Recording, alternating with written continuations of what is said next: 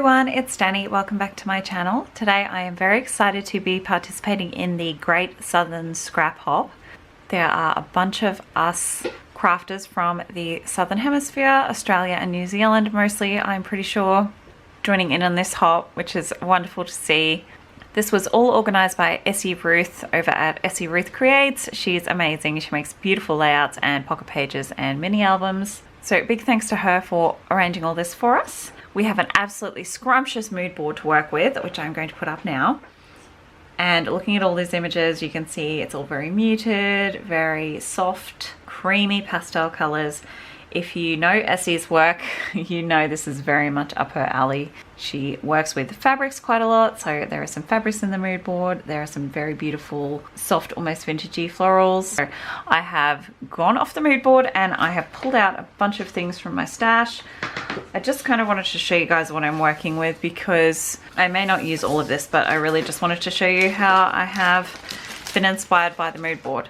So first of all, in the bottom left of the mood board, there's kind of like a brushstroke painty style in an evergreen color, and I immediately thought of this paper when I saw that. This is out of my stash.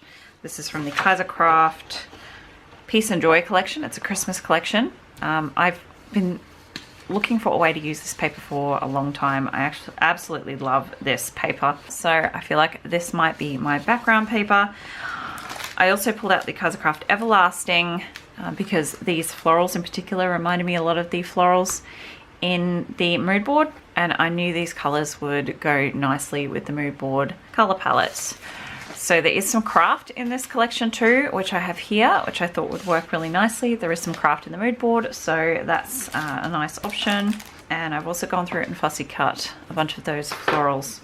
They are almost photorealistic. They're very realistic looking, which I thought matched the mood board nicely. So yeah, these are some of the things I'm thinking about using. This background is very busy, so I might just go through with some off-white paint and sort of blur out the center a little bit. These are my photos, which obviously go really nicely with the background as well. So yeah, let's get started. So I'm just going to start chopping up my photos. I just want to leave a very thin white border all the way around the outside edge. So when I print my photos, you can see if I'm printing them in 3x4, I print them as 2 on the 1 4x6 piece of photo paper. Just because my printer doesn't really take 3x4s, I have a normal sized printer, so the smallest size it takes is 4x6. So I'm coming in with my background paper now, and I am mixing up my paints. These are just acrylic paints, nothing fancy. And I just want to make an off-white, so I have used a very large blob of white in the center there, and I'm just adding a little bit of raw umber. It's just a very dark brown, and I'm just adding a tiny bit of that a little bit at a time and mixing it all in really well just to get that off white. So I don't want it to be super white because those florals I'm using are very kind of vintagey looking, and I just really wanted to soften the stark whiteness. So now I'm coming in with a large paintbrush. It's just a big flat cheap dollar store paintbrush, and doing swipes across the page in a horizontal motion and following that kind of vertical central line.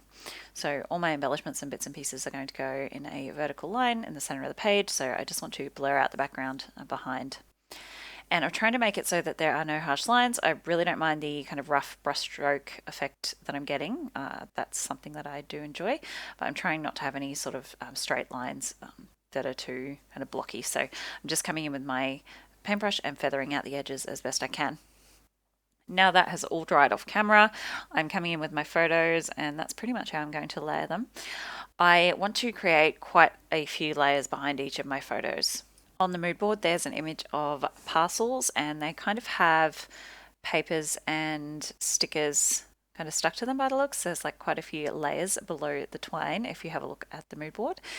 So I really wanted to get that kind of layered effect on my photos or behind my photos, and I'm just trying to get a good combination of colors. I'm going to tear quite a few of the edges. I'm going to cut some of them straight. I'm going to use up quite a few of the scraps that I have in the front of my 6x6 paper pad there, and I'm just sticking those on randomly, really just layering them up, trying to get a nice layering of patterns and colors.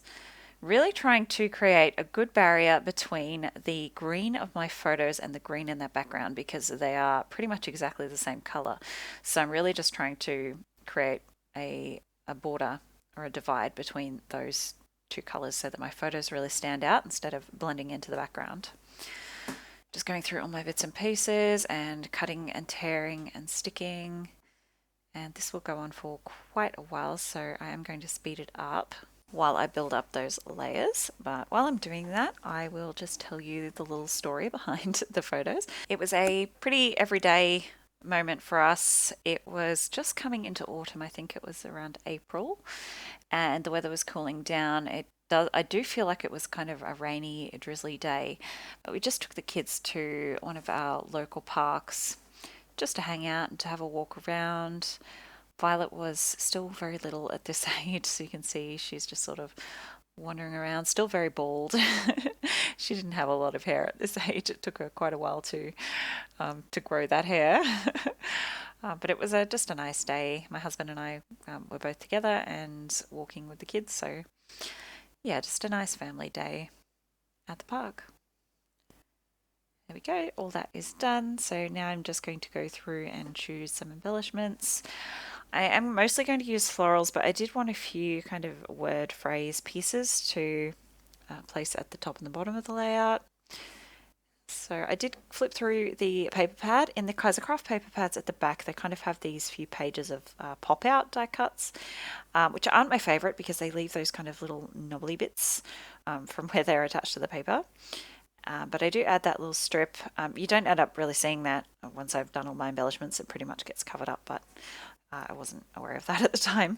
So I've popped out a couple more of those phrases, and also these arrows. I really quite liked those. And I'm just going through and trimming off all those like little bumpy bits from where I've popped them out. And I'll just kind of leave them there for now because I'm not ready to adhere them. I'm just going to kind of, yeah, you'll see what I mean in a minute when I come in with those florals, but the florals are going to go around the photos, and then I'm just going to kind of stack these phrases and arrows top and bottom just to really accentuate that whole vertical design that I have going on. So these are all those fussy cut florals that I have in that dish there that I have cut out off camera.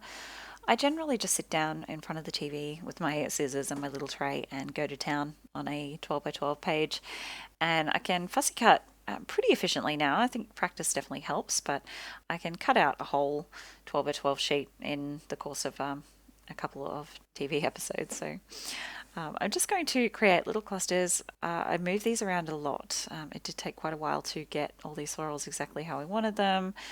I think the fact that they're kind of those photorealistic florals as well really challenged me with the placement, trying to get them where they didn't look odd, but I do get there in the end. So I'm going to position them pretty much close to how I want them, and then I'm coming in with my tacky glue, and I'm just trying to glue them all to the photo clusters. So I'm not actually gluing any of these to the background yet. I'm just gluing them to my photos so I can move the whole thing as one.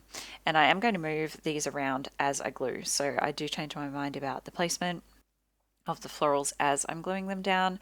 So I did leave the whole gluing process in, even though it's kind of tedious. I just wanted you to kind of see my process. Otherwise it would look quite a bit different if I just skipped it too. So there I've tucked in a leaf, and then I am going to tuck in another rose just here. I do decide just to cut one of those larger ones and tuck it in between the layers. And then I'm just gluing my photos together so that I can again move the whole thing as one, and nothing's going to move around too much now. So just fiddling with my top and bottom pieces here, and I do decide to come in and actually trim those phrase pieces down a little bit because they were a little too big. So I've found a couple of tags that I really quite liked in that pop out back of the paper pad pop out bits. I love that sweet little bird. And then I find this little one that says together is a beautiful place to be, or something like that, something about being together. And I really like the mustard colour on that, but it was the only pop of that colour, so I had to go hunting for another bit of that colour to kind of help balance it out. And I found another tag with some of it on, so I'm just going to snip off the end and then glue it in as a layer behind my top photo here. That was all I could really find. Strange, but anyway, I have decided to use this natural kind of twine. I think it was tag, like a gift tag set that this came in, but I just really wanted to use something kind of natural looking, and this was the closest thing I could find. I did have to kind of untwirl it. It was all twisted together, and it did fray quite a bit. Like this one is super fluffy and kind of fell apart and shredded a little bit as I was tying the bow, and it didn't sit very nicely either. So you can see the bow looks a bit average there. So when I come to do the second tag, I twisted the twine together, and I've kind of tried to use kind of some of the oils from my fingers to help it stay together, and this definitely did make a big difference. It really helped. So once I've done that, I'm just going to tie the bow, and it holds together a lot nicer and stays together better. So I do go in off camera and redo that top bird one as well in the same way, just to make it look a little bit nicer. So I'm just trying to tie. It just still did shred a little bit of fraying, a little bit of fluffing, but not nearly as bad. So I'm perfectly happy with it this way. So just trimming those ends, and then I do go in and redo that top one off camera and glue them down. Now I'm gluing down my photos once I've got it all positioned how I like it, and I'm using quite a bit of tacky glue because there are quite a few layers on those photos. They are a little bit heavy now, and that paint on the background does stop tape from adhering very well, so I just wanted to make sure that they don't move. So I did trim those phrases down a bit, just positioning them all down where I want them, adding some glue again. I'm not trusting tape on this layout at all with that paint in the background. And then I do find another one just for the top here. I'm just going to snip this down to "You Are Perfect" and layer that up, just so I have that 3. I like the groups of 3. And then I am going to add some of these black hearts. I did want to add a little bit more black that I have in the phrases there, and I'm just going to add 3 of those hearts at the top and 3 at the bottom. That sheet of puffy hearts was just off eBay, in case you're wondering. And I am going to add a little bit of tacky glue behind each one because they did not stick very well. The glue is not great, especially on that paint. And then to finish off, I'm going to come in with some liquid pearls, which I've had for at least 10 years, and they still work by some miracle. They're in the Copper Pearl by Ranger. And I'm also going to add in some Nuvo drops, the vintage drops in the chalk white, I think they are. Chalk stick. And I'm just doing dots of those all the way around my little puffy hearts, filling in all of those gaps. And that will be my layout finished. Thank you so much for joining me today. Don't forget to check the description box for the links to all the other amazing scrappers who are participating in this hop. Close-ups are coming up, and I will see you next time. Bye guys.